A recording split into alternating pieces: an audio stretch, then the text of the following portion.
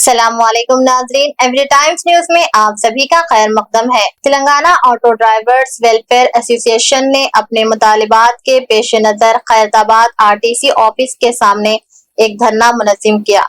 बता दें कि ड्राइवर्स के मुतालिबात को हुकूमत से मनवाने के लिए एहतजाज कर रहे हैं। यूनियन के सदर एम.ए. सलीम व दीगर कारकुनान को पुलिस ने हफ्ते को हिरासत में लिया था और फिर 4 दिनों तक जेल में रखे जाने के बाद उन्हें रिलीज का ऑर्डर मिला।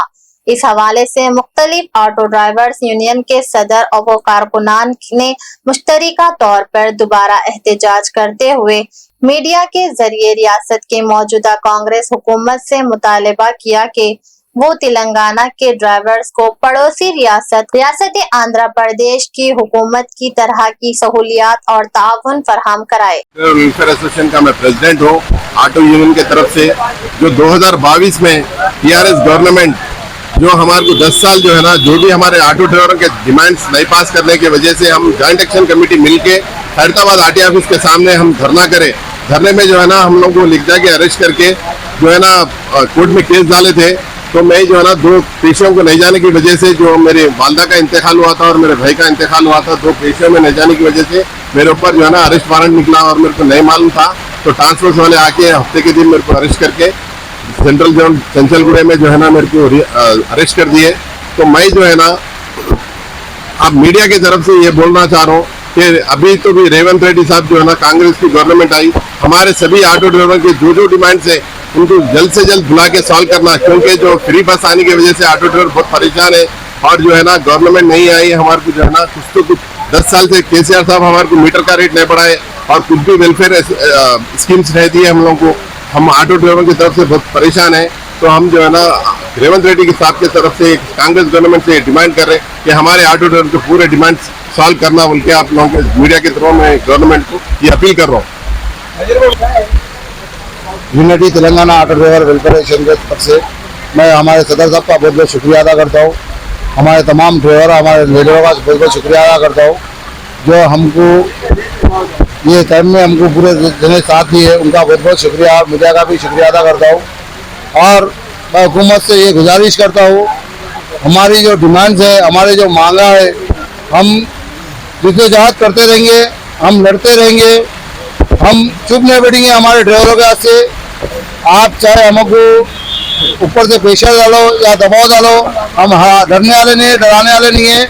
2014 में मीटर बढ़ा था, आज तक नहीं मीटर बढ़ा और हर चीज़ बढ़ रही, महंगाई बढ़ते जा रही, हर चीज़ बढ़ रही, यहाँ तक के लाइट के बिल, करंट के बिल, गैस का बिल सब बढ़ रहा, मगर ऑटो ड्राइवर का मीटर नहीं बढ़ रहा, ना पार्किंग बढ़ रहा। और खुसूसन हुकूमत को मैं ये गुजारिश कर रहा हूँ रेवंत रेड्डी साहब को, जो फाइनेंसरों का जुल्म है, जो लेट पेनल्टी, जो एक्स्ट्रा डिमांड रख के जो पीरियड डाल रहे, उनके ऊपर एक्शन लिया जाए। जो फाइनेंसर जो कट मिट्टी के हाथ से कर रहे, उनके ऊपर भी एक्शन लिया जाए। हमारे ऊपर जो हमारे बाल बच्चों को नहीं पाल रहे, उसके ऊपर भी हम परेशान है। और खुसूसन जो डिस्ट्रिक्ट के गाड़े आ रहे और अवैध गाड़े आ रहे, हमारे कारोबार के ऊपर इफेक्ट हो रहा। मैं खुसूसन जो ओला उबेर जो रैपिडो और 2 व्हीलर कर रहे, उनसे हम ये गुजारिश कर रहे हैं हुकूमत से, हमारा 5.5 लाख का ऑटो है, 20-25 लाख की 2 व्हीलर लेके उन बिजनेस कर रहा, हम तो भी टैक्स दे रहे, सब दे रहे, तो उससे क्या फायदा हो रहा हुकूमत को।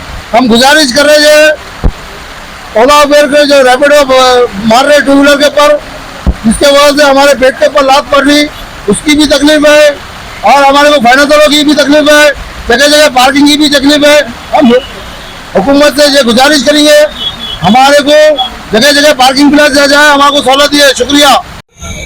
Unity Telangana auto driver association के सदर जनाब मोहम्मद सलीम साहब को जो खास तौर पे गवर्नमेंट ऑफ तेलंगाना की जानिब से, पुलिस की जानिब से रिमांड किया गया और उसका मकसद सिर्फ फिटनेस के लिए ऑटो ड्राइवर्स की लड़ाई लड़ते हुए वो धरना दिए थे। धरने में काफ़ी लोगों को केसेस में बुक किया गया और इसको पेंडिंग डालकर पुलिस ने खास तौर पर विदाउट इंटीमेशन सिस्टम के साथ उन्हें हफ्ते के दिन वांटेडली अरेस्ट कर उन्हें जेल को भिजा दिया गया। पीर के दिन भी उनका लगातार ये 4 दिन जेल में रहने के बाद उन्हें आज रिलीज का ऑर्डर मिला है और हम तमाम ऑटो ड्राइवर्स के लीडर्स यहाँ पर मौजूद है। जो अलग-अलग अपनी अपनी यूनियन रखते हैं, और खास तौर पे ऑटो जेएसी के हमारे प्रेसिडेंट भी यहाँ पर मौजूद है, अमल्ला खान साहब भी। और हम चाहते हैं कि जिस तरह से आंध्रा में ऑटो ड्राइवर्स को गवर्नमेंट की तरफ से मदद दी गई है, वो तेलंगाना सरकार में भी, क्योंकि बसेस को फ्री कर दिया गया है, उसी तरह से इन ऑटो ड्राइवर्स को भी और मदद दी जाए। और मैं तमाम ऑटो ड्राइवर्स के जो भी ऑटो ड्राइवर्स है तेलंगाना के अंदर, खुसूसन हैदराबाद में, मैं उनसे गुजारिश करूंगा कि आप अपने आईडी कार्ड्स कंपलसरी बनाए और अपने सिस्टम के साथ रहे और उसको ऑनलाइन कराए, ताकि आप लोगों को आने वाले वक्त में, आने वाले टाइम में जो सरकार से मिलने वाली सुविधा है, जो मिलने वाली मदद है, वो आप तक पहुंचा सके।